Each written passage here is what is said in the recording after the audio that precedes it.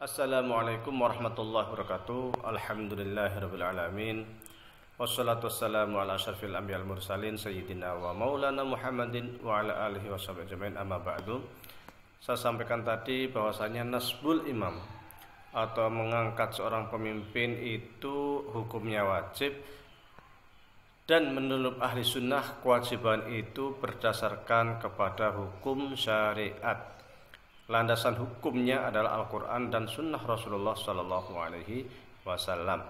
Namun bagaimanakah sistem pemerintahan Islam itu? Ternyata kalau kita melihat di dalam sejarah Islam ini macam-macam. Di dalam Al-Quran sendiri diceritakan tentang Nabi Daud dan Nabi Sulaiman, pemerintahan yang dipimpin oleh seorang nabi yang sah secara konstitusi, yang diakui oleh bangsa-bangsa lain. Dan sistem pemerintahan yang dianut oleh Nabi Daud lalu anaknya Sulaiman adalah sistem kerajaan.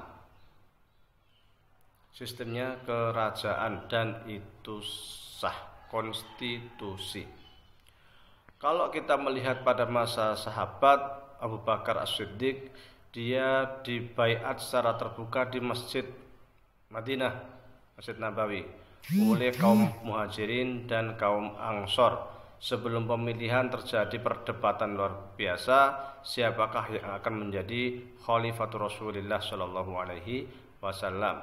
Orang ansor menginginkan agar pemimpin dari golongan ansor, sementara kaum muhajirin menginginkan agar pemimpin dari golongan muhajirin. Tetapi kemudian perdebatan panjang yang cukup sengit, yang bahkan sampai mengangkat suara tiap kelompok, yang sampai tegang, bisa dicairkan, dan dipilihlah Abu Bakar As-Siddiq secara aklamasi oleh kaum muhajirin dan ansor dengan sistem baiat. Baiat itu sumpah setia daripada atau pemilihan daripada para sahabat. Julukannya adalah khalifah karena setelah khalifah itu artinya sesuatu yang mengganti. Khalafah itu belakang. Ya, artinya setelah Rasulullah, belakangnya adalah Khalifah Abu Bakar. Namun kemudian sebelum meninggal, Abu Bakar memberikan wasiat kepada kaum muslimin dengan menunjuk Umar bin Khattab sebagai khalifah. Jadi Khalifah Umar ini merupakan wasiat dari Abu Bakar As-Siddiq. Namun kemudian setelah diwasiatkan ke Umar, disodorkan juga ke umat, dan umat Islam semuanya setuju bahwa khalifah yang pas setelah Abu Bakar adalah Umar bin Khattab. Awalnya Umar ini akan berjuluk khalifah ya kan. Jadi kalau khalifah bukan khalifah Rasulullah, karena khalifah Rasulullah itu siapa? Abu Bakar. Berarti siapa? Umar itu khalifati Rasulullah. Jadi pengganti dari khalifah Rasulullah. Tapi ternyata panjang. Kalau khalifati Rasulullah panjang, maka digantilah julukannya menjadi Amirul Mukminin. Amirul Mukminin. Zaman Utsman juga Amirul Mukminin, tapi kemudian zaman Ali berubah. Bukan Amirul Mukminin tetapi Al-Imam, Imam Ali karramallahu wajhah. Imam. Dan di dalam kitab-kitab ilmu kalam kita temukan yang lebih masyhur adalah istilah nasbul imam. Mengangkat imam atau pemimpin, bukan nasbul khalifah, bukan nasbul amiril mukminin, tapi nasbul imam, mengangkat kepemimpinan. Bahkan ketika kita membuka buku seperti Al-Ahkam As-Sultaniyah karya Imam Mawardi, di situ juga yang ditetapkan adalah nasbul imam. Imam Nawawi sendiri dalam kitabnya juga menyebutkan dengan istilah nasbul imam. Jadi istilahnya itu bukan khalifah. Yang masyhur dalam kitab-kitab kuning itu justru al-imam. Al-imam bukan al-khalifah. Kalau saat ini yang dimasyhurkan khalifah, ternyata di dalam kitab kuning itu yang masyhur bukan khalifah tetapi al-imam, bukan nasbul khalifah. Istilah al-imam sendiri sebenarnya sama dengan khalifah, yaitu pemimpin umat. Saya sampaikan tadi sistemnya di dalam sistem yang diterapkan pada zaman Ali bin Abi Thalib. Beliau dibaiat oleh ahlul halli wal aqdi, oleh masyarakat Madinah. Namun setelah zaman Ali, zaman Imam Hasan selama 6 bulan juga dibaiat oleh masyarakat Madinah. Namun masyarakat Damaskus membaiat siapa? Muawiyah. Muawiyah. Dan setelah Muawiyah sampai Khalifah Khalifah Utsmaniyah, yakni termasuk Khalifah Bani Abbas kemudian Khalifah Utsmaniyah, semuanya menganut sistem kerajaan. Di dalam satu masa terkadang ada dua orang yang mengaku khalifah. Di masa Baghdad saja, di masa Khalifah Abbasiyah saja, di awal-awal Abbasiyah itu ada Khalifah Abbasiyah, namun di Andalus ada Khalifah Umayyah, kelanjutan dari Bani Umayyah yang di Damaskus sebelumnya. Pada akhir-akhir Bani Abbas, Mesir sendiri sudah memerdekakan diri, sudah ada namanya itu Daulah Fatimiyah.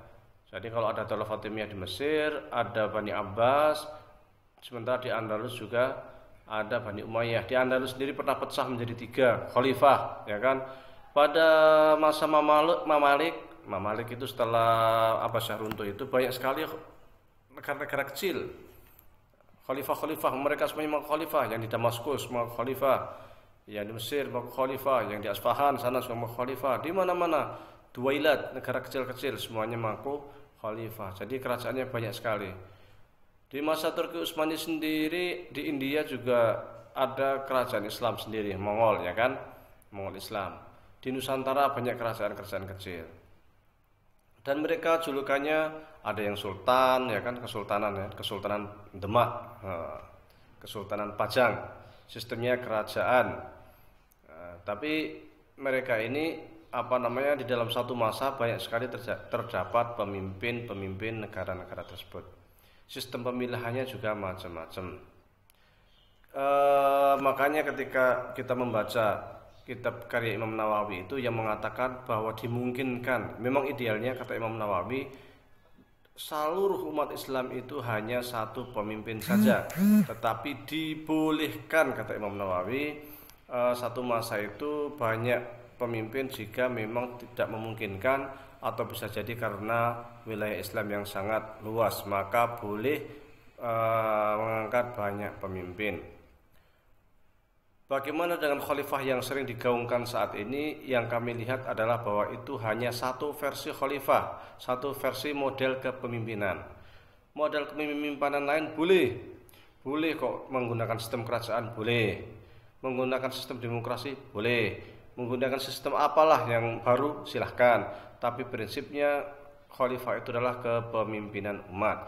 Indonesia sendiri sudah ada pemimpin, di Malaysia sudah ada pemimpin, di Saudi sudah ada pemimpin, di Irak sudah ada pemimpin. Pemimpin-pemimpin inilah, kepemimpinan inilah yang pada dasarnya adalah nasbul imam yang diwajibkan oleh agama. Istilah nasbul imam itu adalah mengangkat pemimpin. Ketika Indonesia sudah ada pemimpin, berarti kita sudah punya imam, sudah punya khalifah, istilahnya itu, sudah punya imam.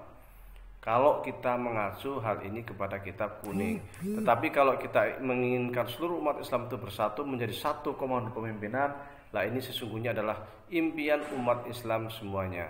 Tetapi jangan kemudian diklaim bahwa umat Islam saat ini kosong dari khalifah. Tidak. Kosong dari seorang pemimpin. Tidak. Umat Islam itu punya pemimpin. Setiap negara punya pemimpin. Sudah nasbul imam. Dan imam-imam di setiap negara Islam itu sah semuanya, konstitusi semuanya. Dan memang kita tidak punya satu kepemimpinan umat Islam yang kita rindukan bersama. Satu sistem yang dapat menyatukan umat Islam semuanya. Kita memang merindukan itu dan mudah-mudahan mimpi-mimpi menyatukan umat Islam itu bisa terrealisasikan. Yang jelas nasbul imam atau mengangkat pemimpin atau mengangkat khalifah itu sebuah kewajibannya oleh syariat, dan saat ini setiap negara Islam sudah mempunyai pemimpin, sudah nasbul imam. Jadi tak perlulah kita keluar-keluar angkat senjata, apalagi kemudian kita melakukan tindakan teror untuk menghancurkan pemerintahan yang sah, kemudian kita mengekspansi ke negara lain untuk kemudian menyatukan negara itu. Karena hal ini yang terjadi adalah perang saudara. Al-Baghdadi di Irak dan di Suriah, akhirnya perang mengaku sebagai Khalifatul Muslimin dengan kekuatan senjata, dengan ISIS-nya membantai umat Islam. Yang terjadi di sana adalah perang saudara. Ini tentu tidak kita inginkan. Wallahu a'lam, billahi taufiq wal hidayah. Assalamualaikum warahmatullahi wabarakatuh.